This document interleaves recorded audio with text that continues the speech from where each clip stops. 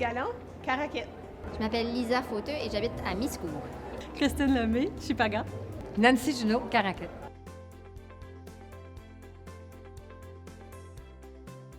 Ce qui est fabuleux dans la ville de Caraquet, c'est qu'on a une belle piste cyclable. Ça fait on peut se rendre de commerce à l'autre en vélo. Puis aussi, il y a des jardins communautaires, donc les gens peuvent prendre un espace pour cultiver des légumes au lieu de, s'ils n'ont pas de place pour le faire à la maison. C'est sûr que moi, je suis tout le temps impressionnée de voir nos éoliennes. Notre parc éolien, c'est toujours comme un emblème de fierté. Mais aussi, je le remarque dans la conscience des gens puis l'intérêt pour les panneaux solaires. Je vois pas encore beaucoup de panneaux solaires sur les toits, mais les gens sont intéressés, ils sont prêts, là, ils sont mûrs pour s'intéresser à cette technologie-là.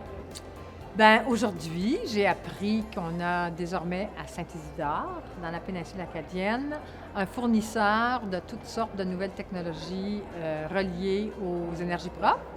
Donc, les éoliennes, les panneaux solaires, des thermopompes, la géothermie. Donc, ça, c'est une bonne nouvelle parce que ceux qui veulent emprunter ces voies-là ont maintenant un endroit où s'informer puis acheter. De plus en plus de gens s'intéressent dans leur projet de construction à considérer ces options-là. On a entendu parler aussi au niveau d'Énergie Nouveau-Brunswick de tous les scénarios qu'ils sont en train de considérer pour effectuer le virage, permettre aux gens finalement de se doter de panneaux solaires et de pouvoir fournir l'énergie de surplus dans le réseau et d'être crédités pour l'énergie qu'ils fournissent. Donc bref, je trouve que ça bouge bien, ça bouge dans le sens qu'on veut.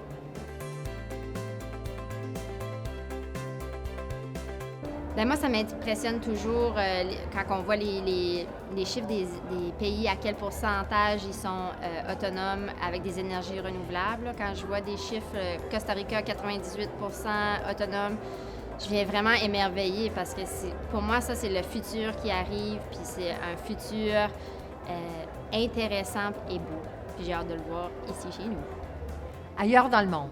Ah, ben, une qui me vient immédiatement à l'esprit, c'est Tesla, qui fabrique maintenant des toits dont la propriété remplace les panneaux solaires. Donc, le toit lui-même, le matériau qui est utilisé pour le toit, c'est comme des espèces de tuiles de céramique, emmagasine la chaleur et peut la remettre dans le système de chauffage de la maison. Donc, je trouve ça super intéressant. Ça, c'en est une là, que je trouve super inspirante.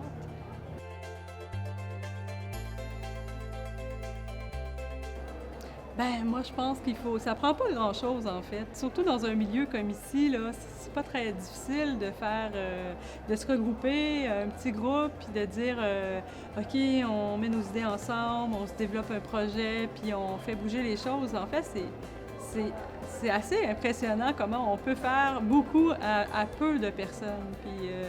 Puis là, ben, ça sensibilise les gens tranquillement. Puis là, la boule commence à rouler. Puis je pense que c'est juste ça que ça prend, un petit peu d'investissement. Pour stimuler l'émergence d'initiatives comme les panneaux solaires ou des choses comme ça, c'est sûr que certains vont dire « Ah, les subventions, c'est important », mais à la base, si tu veux faire le changement, tu vas le produire. Donc, c'est vraiment de regarder c'est quoi tes besoins puis de créer les opportunités pour pouvoir arriver à ces solutions-là. Chez nous, on a déjà une voiture électrique, il y a on fait le recyclage à la maison, on a un digesteur pour nos déchets alimentaires.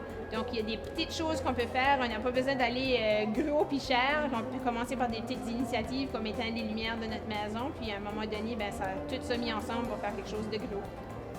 Bien, ma communauté éco-énergétique idéale, c'est sûr qu'elle est aussi très verte parce qu'il y a plein de végétation partout. Puis, on utilise les plantes aussi pour nous rafraîchir. C'est passif, on gaspille le moins possible, on utilise le moins d'énergie.